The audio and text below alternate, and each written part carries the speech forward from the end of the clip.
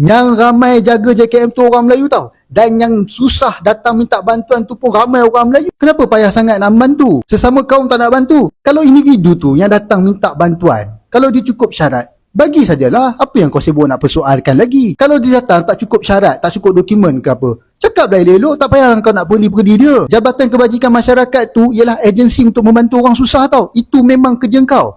Kau suka ke tidak tengok orang susah ke OKU ke, tu memang kerja kau kena hadap mereka setiap hari. Kalau YB kawasan call, suruh datang ni, saya nak pergi ziarah satu rumah orang susah ni. Oh, kau pegawai JKM datang kalau boleh 2-3 orang sekaligus. Dan on the spot depan YB pun nak bantu orang yang susah. Aku duk perhati je benda ni pada dulu. Depan YB sikit punya baik, semua terpaling buat kerja. Menyampah semua aku. Tak semua macam tu. Ramai JKM yang bagus, saya akui benda tu. Tetapi ramai juga yang tak bagus. Dan ingat, aduan rakyat ni kita kena dengar. Sebab mereka ni orang susah. Orang susah selalunya disadvantage tau. Sebab mereka tak dilayan dengan baik. Sebab orang susah, siapa yang layan dengan baik? Jadi, sebab tu kita kena berpihak pada orang yang susah ni.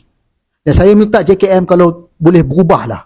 Kalau rasa tak boleh nak galas tanggungjawab tu, kau letak je lah jawatan. Kau pergi je lah kerja dekat tempat lain.